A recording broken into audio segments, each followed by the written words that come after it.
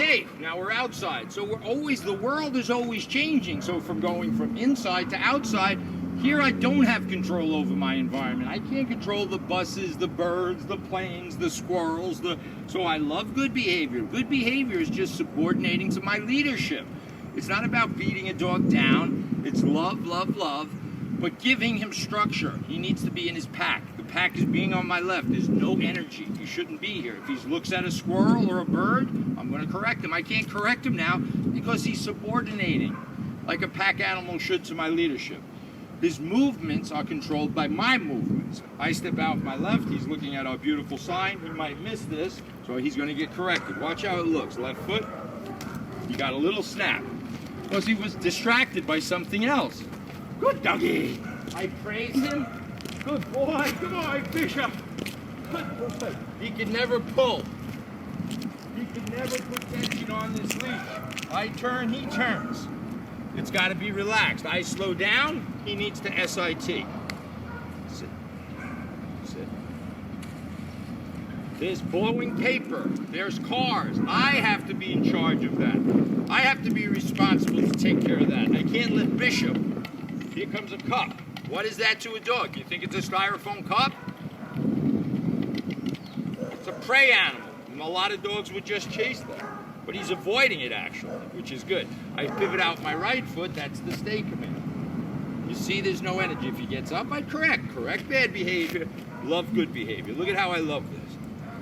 Right foot pivots, he stays. Good boy. Left foot, let's see if we got something.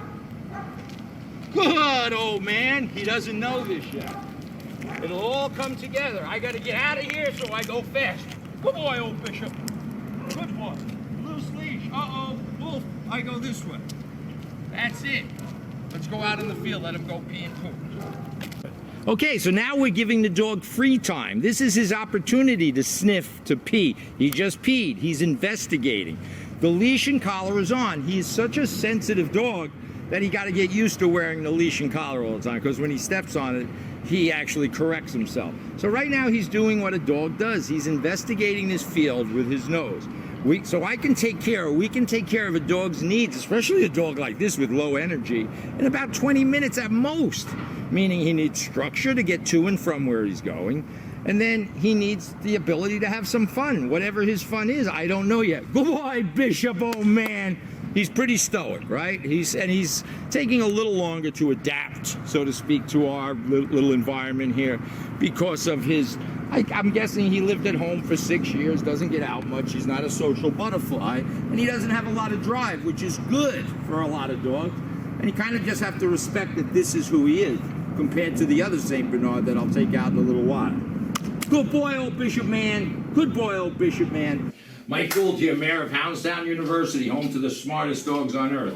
We got a filthy, dirty Bishop here, came here, we're on our second, we're pretty much done. He's got to get in the bathtub. Leash and collar is on. We're just adjusting energy. We teach him to go to a place. I knock on the door.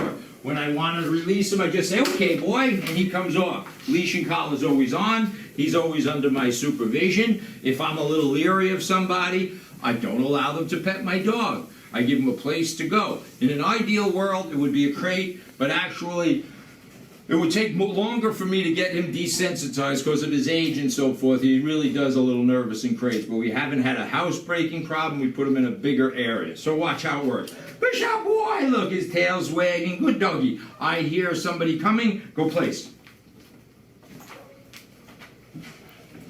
The only time, listen to me please, the only time the dog gets a morsel of food is when he goes to his place. I don't care if he sits or stays or stands there all night. Obviously, he will lay down. And then I go about my business. And it doesn't matter if there's a circus in town. Here's the door opening. He gets up. What am I going to do? I'm going to fix this. It's not a done deal. This has only been 10 days. 10 days of behavior modification. He's doing great, but it's not done. This has to be reinforced. We're going to cut in a minute and go out, but I'll show you how it looks. I'm going out. The leash and collar's on, so it doesn't represent anxiety. So I just say, okay, boy, and then I love good behavior. He came to me. I love him. Good dog. Good. I pick up my leash and collar now, and we're going to go out for a nice walk. We can cut. Okay, so we went from the classroom, so to speak, to the real world. There's a lot of distractions out here. I am relaxed. The dog has to adapt to our energy. So I don't want you to be this casual, but my leash and collar is on. I'm relaxed, there's no tension. I'm thinking for him. I love good behavior. When I step out my left foot, that's gonna be the signal for him to walk. Good dog. Good. And he's not a ball of it. Good boy. But we can get his mojo going. Good doggy. But notice there's no tension on the leash. When I stop, he needs to SIT. Sit. When I step, and this is high distraction, trust me. Look at this. Buses, pound, these are very big for dogs. I step out my right, the dog stays. I can drop the leash, it doesn't matter. But I have to always have the leash on. I have to get him used to the sit is sit. It's not sit except if a car goes by. It's not sit if a mouse goes by, a cat. I come back, I love his behavior. I pick up my leash. Again, I don't recommend you do this until you have the authority necessary to do it. I step out with my left, he walks. We're gonna cut, I'm gonna go show you the down.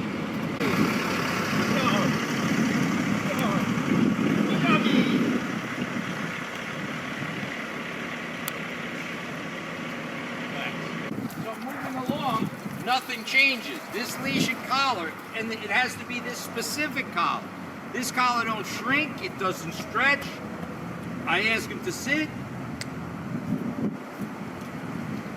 Doggy's slow as molasses, which is kind of good. I step out my right, that means he stays. If I want him to lie down, I say down. Down. It's a snoozer. Once he's down, he's down. I come over, I love him, good dog. And he can't get up. So now I can have a party here. I can have a barbecue. Obviously, we're not gonna put him down in the hot sun on pavement. So I could put a bed, you see, I have crates, I have igloos, I have all possibilities where a dog can go. If I don't want to supervise him, obviously it's a hell of a lot easier for me to put him in a crate and close the crate. So this is fine. He has water, he's peed, he's pooped, he's got exercise, he's slow, which is fine. You have to understand now, people or kids come running up to him and say, oh my God, hi Bishop. That's where danger occurs. So when I want to release Bishop, I just say, okay, good dog. Okay, good dog. So I'm just used to not, these slow moving dogs. So this was a great experience. The behaviors are all set. All you guys got to do is understand them thoroughly and reinforce. Just reinforce what we've done in a loving way. Not a, oh, sit, stay. It's none of that. We don't even talk to dogs here at Hounds University. Let's go. That was good work. Dog. So eventually, of course, for those of you who think for the next 10 years you got to leave a leash on, no, we move in that direction. But if he's not healing on a leash, then you're not ready to take the leash off. So I have to fix these problems. This is the way it should be. You're not ready for this? This is high school. We're just finishing up 7th grade. Sit. He's got to know you can enforce it. Without a leash on, you can't enforce these things. So this has been a good experience. I just wanted to point that out. Heel. Good doggy. Yeah. Good dog. Good dog.